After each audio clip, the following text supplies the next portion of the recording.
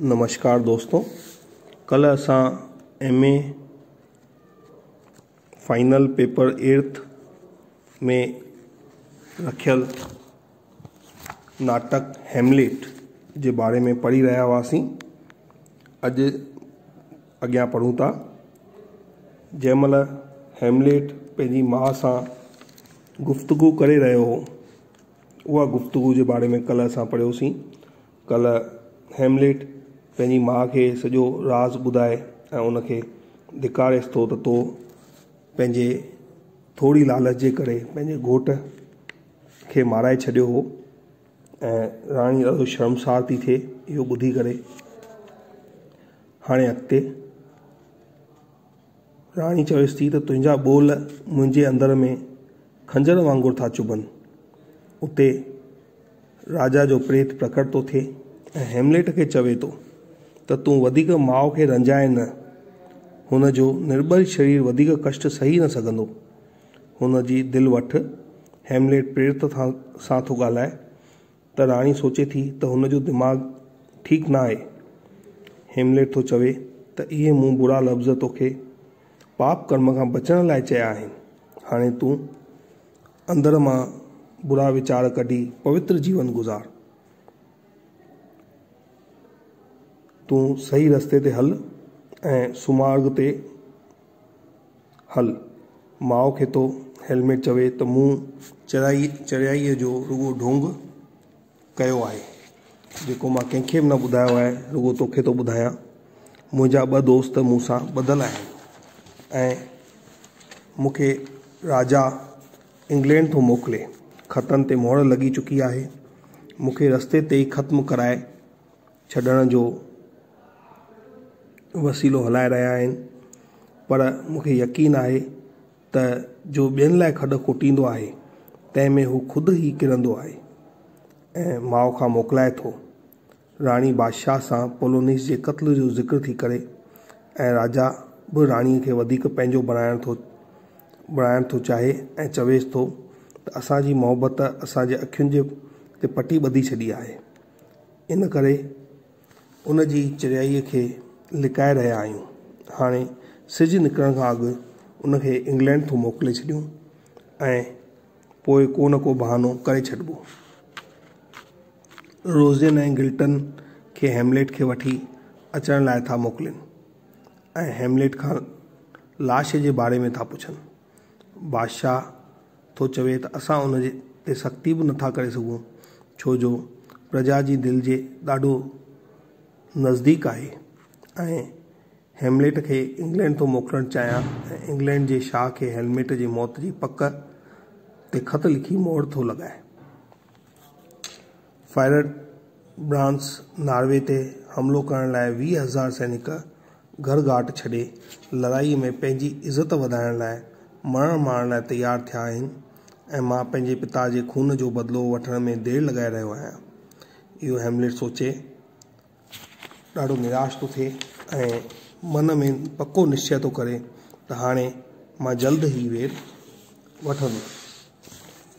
ॿिए तरफ़ ओफलिया पंहिंजे पिता जी अचानक मौत ऐं उनखे अचानक दफ़नाए छॾण जे करे पागल थी वञे ऐं पागलपन में पिता जे मौत जो अफ़सोस ॻाए करे थी करे। बादशाह राणीअ खे चवे थो त लॉर्ड ट्रस फ्रांस मां आयो आहे ऐं पंहिंजे पिता जे कातिल खे तो ॻोल्हणु चाहे। बादशाह चवे थो त मां खूनी कोन आहियां। तूं वेर वठण थो चाहीं त पहिरीं छंड छाण कर।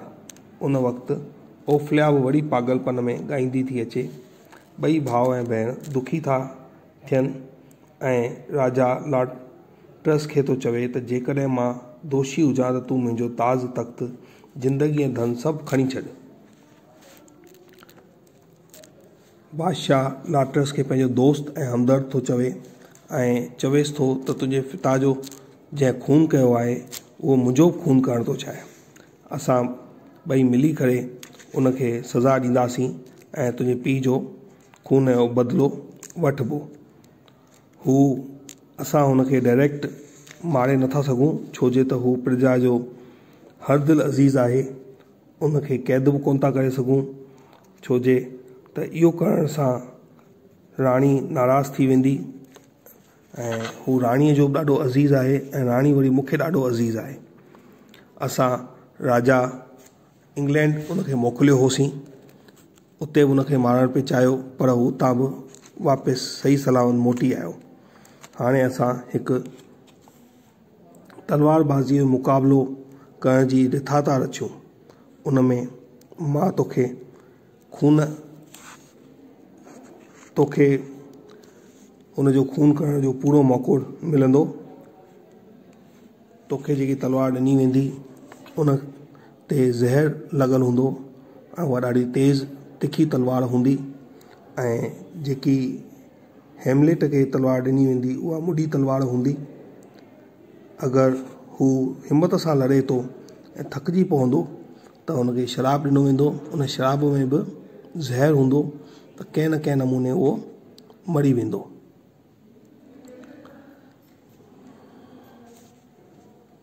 राजा लाटरस खे हिमथाए थो त तूं वेर वठण में देरि न कर ऐं पंहिंजे पिता जे खून जो वेर वठ। इन लाइ असां तुंहिंजे हद खां वधीक सहारा कंदासीं। जीअं हेमलेट तो सां मुक़ाबले लाइ तयारु थी वञे त तूं उन सां मुक़ाबिलो कजि।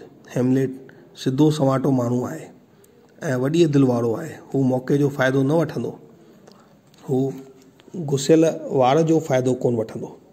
तूं जेॾी महिल हुन जो वार घुसी वञे त तूं ज़हर लॻल तिखी तलवार सां हुन ते हमिलो कजांइ ऐं हुनखे मारे छॾिजांइ।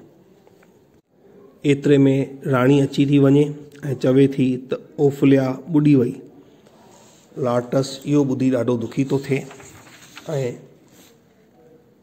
राणी हुनखे ॿुधाए थी त उहा हिकु वण जे टार ते चढ़ी ऐं उहा टार टुटी पई ऐं उहा नहर में ॿुॾी वई। ओफलिया आपघात कयो, पर शाही ख़ानदान जे हुजण करे उनजो पूरो क्रियाक्रम कनि था ऐं लाटरस चवे थो जंहिंजे करे तुंहिंजो मौत थियो आहे उन ते का वॾी मुसीबत अचे। हेमलेट ऐं होरेशियो इहो लिकी ॾिसनि था। जॾहिं हेमलेट ॾिसे थो त इन क़ब्र में ओफलिया जो लाश आहे त हू बि क़ब्र में टिपो थो ॾिए ऐं लाटरस हेमलेट खे गले खां थो पकड़े, पर हेमलेट शांतीअ सां हुनखे चवे थो त परे हट वञ, मां तंद मिजाज ऐं उॿहिड़ो कीन आहियां, पर गुस्से अचण ते मां ख़तरनाक बणिजी वेंदो आहियां। हू ओफलिया सां पंहिंजे प्यार हुजण जो इज़हार बि थो करे ऐं चवे थो त तूं पंहिंजे